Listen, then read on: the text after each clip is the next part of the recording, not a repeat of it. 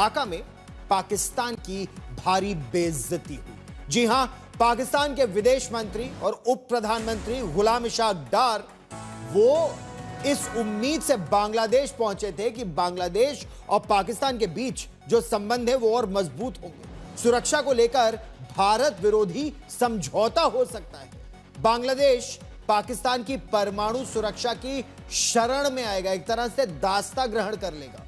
इससे पाकिस्तान 1971 के अपने पाप को भी धो लेता और पाकिस्तान के खिलाफ एक बड़ी कूटनीतिक और रणनीतिक जीत भी दर्ज कर लेता। मन में तो यही सपना था और यही सपना लिए इशाक डार शनिवार को ढाका पहुंचे, लेकिन पहले ही मुलाकात में बांग्लादेश ने पाकिस्तान के सामने 1971 का पूरा हिसाब किताब मांग लिया। बांग्लादेश ने कहा कि पाकिस्तान माफी मांगे। गुलाम इशाक डार पूरे पाकिस्तान की तरफ से 1971 में जिस तरह से पाकिस्तान की सेना ने और खासतौर पर लेफ्टिनेंट जनरल टिक्का खान ने जो बांग्लादेश में या उस समय के पूर्वी पाकिस्तान में नरसंहार किया था, लाखों औरतों के साथ जो बलात्कार और दुर्व्यवहार किया था, उसके लिए पाकिस्तान माफी मांगे। इसके अलावा 1971 में जब बांग्लादेश एक अलग देश बना तो उसके हिस्से में जो विदेशी मुद्रा थी लगभग $200 मिलियन उस समय की,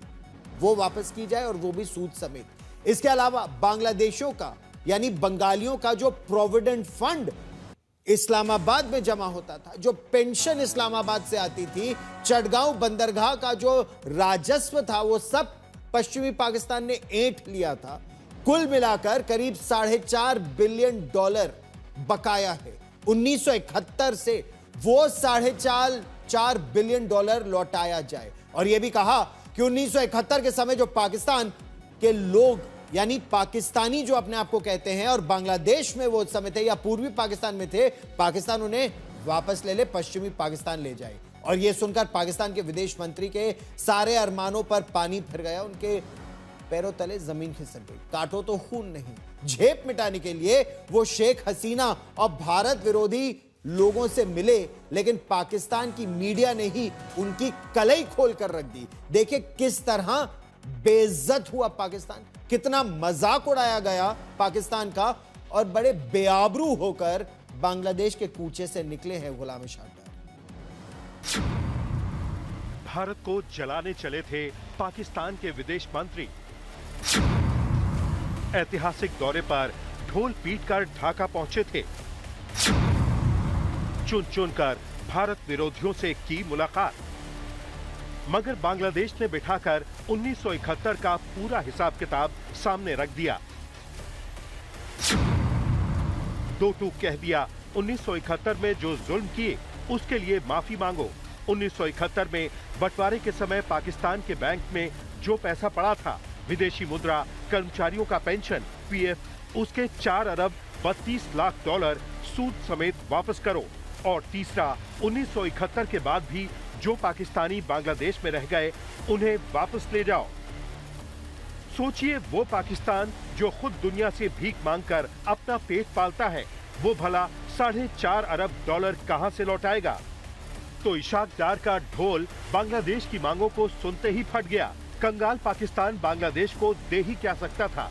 तो कहने को 6 बड़े समझौते हुए, लेकिन उनकी हकीकत क्या है? बांग्लादेश ने $4 अरब 32 लाख मांगे। पाकिस्तान ने क्या कहा? हम आपको 500 छात्रों की हायर एजुकेशन देंगे, फुल स्कॉलरशिप यानी मुफ्त। सोचिए, बांग्लादेश के ये दिन आ गए कि अब उसके छात्र पाकिस्तान जाकर पढ़ेंगे। यही नहीं, पाकिस्तान 100 बांग्लादेशी नौकरशाहों को हर साल ट्रेनिंग देकर एहसान करेगा, और तो और बांग्लादेश की हॉकी टीम को कोचिंग भी देगा।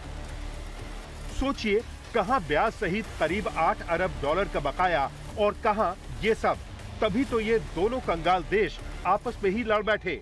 कहां भारत ने मालदीव को 600 करोड़ की मदद दी थी और कहां पाकिस्तान स्कॉलरशिप और हॉकी कोचिंग का झुंझुना थमा रहा था। और तभी इन दो कंगाल देशों की दोस्ती का ढोल दुनिया के सामने फट गया। आज तक ब्यूरो।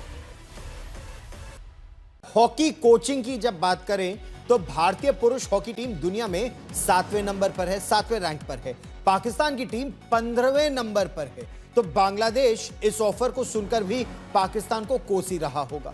जहां तक पाकिस्तान के विदेश मंत्री गुलाम इशाक डार की बात है, तो उन्होंने दावा किया कि 3 बड़े मुद्दे साल 1974 में जुल्फिकार अली भुट्टो और फिर साल 2002 में जनरल परवेज मुशर्रफ के ढाका दौरे में सुलझाए जा चुके हैं। लेकिन यह बात केवल पाकिस्तान का दावा है। बांग्लादेश के विदेश मामलों के सलाहकार ने उनके दावों को सिरे से खारिज कर दिया और तभी पाकिस्तान के लोग भी अब यह कह रहे हैं कि 2 टुकड़े होने के 54 साल बाद भी पश्चिमी पाकिस्तान, बांग्लादेश जो एक जमाने में पूर्वी पाकिस्तान होता, बेइज्जती ही झेल रहा है पश्चिमी पाकिस्तान।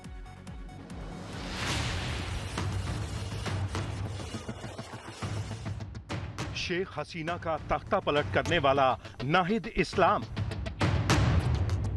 तख्ता पलट के बाद से सत्ता पर काबिज मोहम्मद यूनुस। शेख हसीना की राजनीतिक विरोधी खालिदा जिया और जमाते इस्लामी चीफ अब्दुल्ला मोहम्मद ताहिर। शनिवार को ढाका पहुंचे पाकिस्तान के विदेश मंत्री इशाक डार ने 36 घंटे के अपने दौरे में भारत और शेख हसीना विरोधी हर हस्ती से मुलाकात की। 5 अगस्त 2024 को शेख हसीना के तख्ता पलट के बाद से ही पाकिस्तान और बांग्लादेश करीब आ रहे हैं। तभी 13 साल बाद पाकिस्तान का विदेश मंत्री ढाका पहुंचा था। इशाक डार की उम्मीद थी कि वो इस मुलाकात में पाकिस्तान और बांग्लादेश के बीच ऐसा गठजोड़ बना लेंगे जिससे भारत हिल जाएगा, लेकिन हुआ ठीक उल्टा। तभी तो पाकिस्तान में भी सवाल उठ रहा है कि इशाक डार के दौरे से हासिल क्या हुआ। पाकिस्तान के मंसूबों पर तब पानी फिर गया जब ढाका में बांग्लादेश ने उसके सामने शर्त रख दी कि रिश्ते तब बेहतर होंगे जब वो 1971 के लिए माफी मांगे, उसके $4.5 बिलियन लौटाए और बांग्लादेश में मौजूद पाकिस्तानियों को वापस ले जाए। ऐसे मुद्दे सुनते ही इशाक डार भाई भाई, परिवार और इस्लाम की दुहाई देने लगे। पाकिस्तान ने 1971 से पहले हुए चुनाव में शेख मुजीब की जीत के बाद आवामी लीग को सत्ता सौंपने से इनकार कर दिया। वहीं लेफ्टिनेंट जनरल टिक्का खान ने ऑपरेशन सर्च लाइट चलाकर बंगालियों का कत्लेआम किया, महिलाओं से दुर्व्यवहार किया। इसकी माफी 1974 में जुल्फिकार अली भुट्टो ने अपने ढाका दौरे में भी नहीं मांगी। फिर 2002 में परवेज मुशर्रफ ढाका आए। उन्होंने 1971 के लिए खेद जताया, लेकिन वो एक सैन्य तानाशाह थे। इशाक डार तथाकथित चुनी हुई सरकार के प्रतिनिधि के तौर पर ढाका पहुंचे थे, लेकिन उन्होंने न माफी मांगी न बांग्लादेश के पैसे लौटाने का वादा किया। इशाक डार जब ये सफेद झूठ बोल रहे थे, तब बांग्लादेश के विदेश मामलों के सलाहकार तौहीद हुसैन उनके साथ खड़े थे। उनकी चुप्पी तब टूटी जब बांग्लादेशी पत्रकारों ने उन पर सवालों की बौछार कर दी। साफ है कि पाकिस्तान के विदेश मंत्री जिस उम्मीद के साथ बांग्लादेश पहुंचे थे, उस पर पानी फिर गया।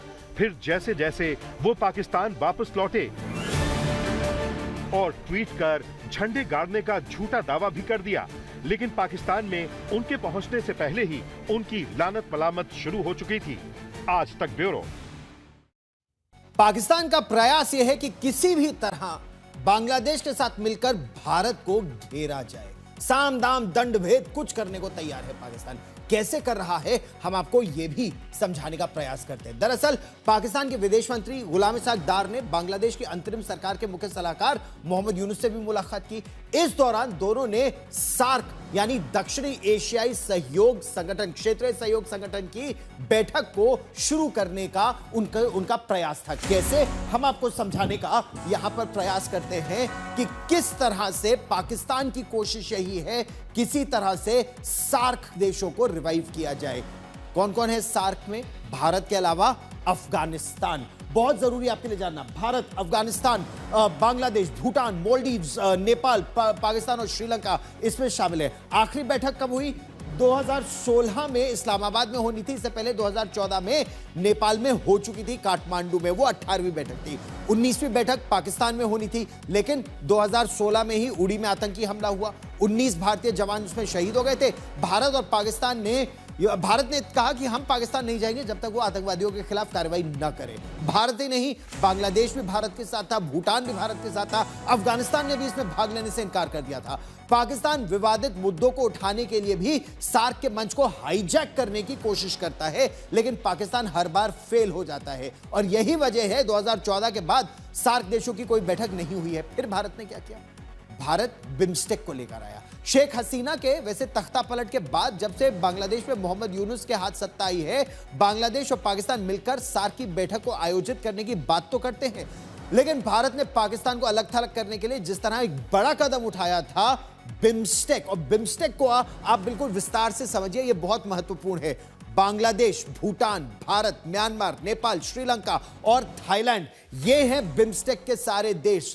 2016 में गोवा में जो ब्रिक्स समिट हुआ था, बिम्स्टेक का आउटरीच सम्मेलन का भी आयोजन किया गया। बिम्स्टेक सदस्य देशों को इसके लिए निमंत्रण पत्र भेजा गया। भारत के साथ कोशिश यही थी कि रीजन पूरा प्रगति करता रहे। पाकिस्तान एक आतंकी देश है, वो अलग थलग पड़ता है तो वो उसकी अपनी किस्मत है। दक्षिण एशिया के लिए नई नीतियों को लागू करना यही एक मंच था। यही नहीं, बिम्स्टेक के जरिए भारत ने अपनी लुक ईस्ट पॉलिसी को एक्ट ईस्ट पॉलिसी में तब्दील भी किया। बिम्स्टेक के माध्यम से भारत ने अपने पूरे पूर्वोत्तर के साथ ही साथ म्यांमार हो, थाईलैंड हो, इन सबको जोड़ने का उसे एक अवसर भी मिला। और आप ये समझ सकते हैं कि आखिर पाकिस्तान में इतनी खलबली क्यों थी और बांग्लादेश को अब वो अपनी ओर खींचने की कोशिश क्यों कर रहा है। तो ये दावा तो ये करते हैं कि ये सार्क को रिवाइव करना चाहते हैं, लेकिन जो आतंक का मुद्दा बार बार भारत उठाता है कि आतंक के मुद्दे पर पाकिस्तान क्या कार्रवाई कर रहा है, आतंकवादियों के खिलाफ क्यों नहीं कार्रवाई हो रही है, और इसी पर पाकिस्तान की बिल्कुल टाई टाई फिस हो जाती है। बांग्लादेश ने भारत के साथ होने वाली बैठक में भी सार्क की बैठकों को फिर से आयोजित करने का मुद्दा तो उठाया था। मस्कट में डॉक्टर एस जयशंकर से जब बांग्लादेश के विदेश मामलों के सलाहकार तौहीद हुसैन की मुलाकात हुई थी, इस मुलाकात में जब तौहीद हुसैन ने कहा कि सार्क की बैठकें फिर से शुरू होनी चाहिए, तो डॉक्टर जयशंकर ने साफ कह दिया था कि इसे बाधित करने का जिम्मेदार वही देश है जिसकी आतंकी गतिविधियों के बारे में पूरी दुनिया जानती है। विदेश मंत्रालय के प्रवक्ता रणधीर जायसवाल के मुताबिक बांग्लादेश से यह कहा गया कि वो आतंकवाद को कभी भी नॉर्मलाइज ना करे। Yes, the matter was brought up by the Bangladesh side in external affairs meeting when EM met with Bangladesh foreign advisor in Muscat. Everyone in South Asia is aware of which country and what activities are responsible for stymieing SARC. EM conveyed that it is important that Bangladesh should not normalize terrorism